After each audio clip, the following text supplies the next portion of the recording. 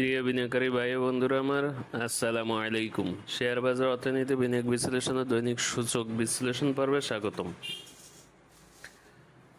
গত কার্য দিবসের মতন আজকেও মার্কেট একটা বড় নেগেটিভ দিয়ে কার্য দিবস শেষ করেছে।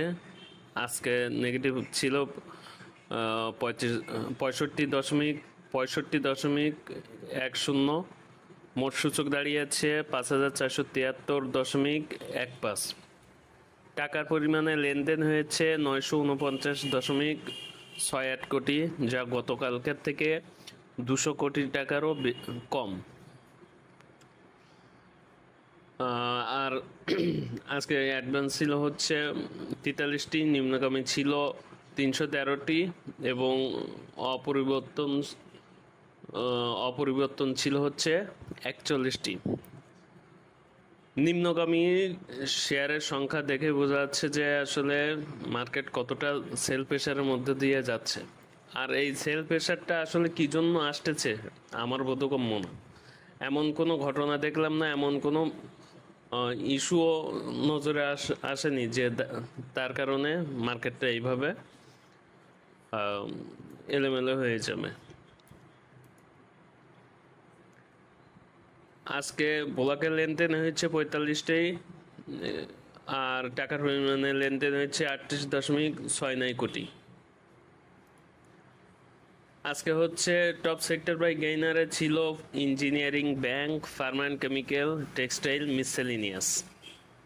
আর টপ সেক্টর বাই ভ্যালুতে ছিল pharma and chemical, engineering, textile, IT এবং ব্যাংক।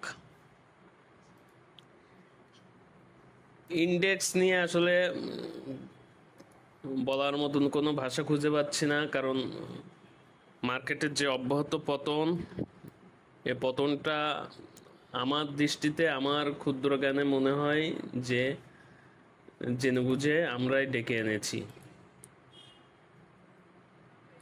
এটা বলার কারণ হচ্ছে মার্কেটে এমন কোনো ইস্যু দেখতেছি না, এমন কোনো ঘটনাও আমার নজরে আসেনি যে মার্কেট এভাবে পড়বে।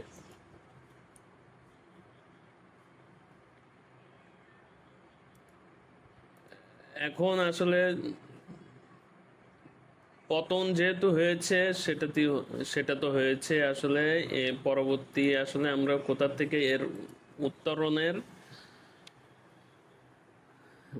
সম্ভাবনা দেখতে পাই সেটাই খোঁজার চেষ্টা করি। মার্কেট এখন যদি দেখি আসলে আপনার হচ্ছে সম্ভাব্য ঘোরার স্থান আমার মনে হয় 5430 থেকে 5450 এই অঞ্চল থেকে আমি আশা করি যে ইনশাল্লাহ মার্কেট আবার ঘুরে যাবে। আর এটি হতে পারে সম্ভবত আগামীকালকের সপ্তাহের শেষ কার্য দিবস, অর্থাৎ বৃহস্পতিবারে যে ঘুরে যাবে আমি সেটা বলছি না। আমি আশা করি যে আল্লাহর রহমতে হয়তো আগামী কার্য দিবসে অর্থাৎ বৃহস্পতিবারে এইখান থেকে মার্কেট ঘুরে যাবার একটা লক্ষণ দেখতে পাবো ইনশাআল্লাহ, আশা রাখি। আর এটা যদি হয় তাহলে আগামী সপ্তাহ থেকে মার্কেট আবার একটা সুন্দর মার্কেট দেখতে পাবো। এই যে বললাম 5430 থেকে 5450 এই জোন থেকে সাপোর্ট নিয়ে মার্কেট সামনের কার্য দিবস অর্থাৎ বৃহস্পতিবারে ঘুরে যাওয়ার লক্ষণ, পজিটিভ দিকে ঘুরে যাওয়ার লক্ষণ দেখতে পাবো। এ পুরোটাই নির্ভর করবে আমাদের পজিটিভ আচরণের উপরে। আমরা যদি ভীত সন্ত্রস্ত না হয়ে মার্কেটের সাথে পজিটিভ আচরণ করি তাহলে ইনশাআল্লাহ আশা রাখি যে মার্কেট সপ্তাহের শেষ কার্য দিবস অর্থাৎ আগামীকাল থেকে মার্কেট আবার পজিটিভ দিকে ঘুরে যাবার সম্ভাবনা দেখা দেবে। এটা কোন ইস্যুতে মার্কেট পড়েছে এটা আমার আসলে বোধগম্য নয়। এমন কোনো ইস্যু নাই, এমন কোনো ঘটনাও চোখে পড়ে নাই বা দেখিও নাই কোথাও যে তার কারণে মার্কেটটা এভাবে পড়বে।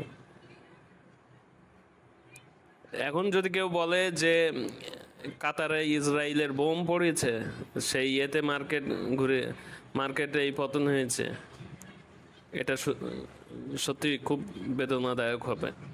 আর এটা আসলে খুবই বেদনাদায়ক যে মার্কেট এমন কোনো লক্ষণ ছাড়াই আমরা যেভাবে মার্কেটের সাথে আচরণ করেছি, মার্কেটও আমাদেরকে তদ্রূপ মুদ্রার উল্টা পিঠ দেখিয়ে দিচ্ছে।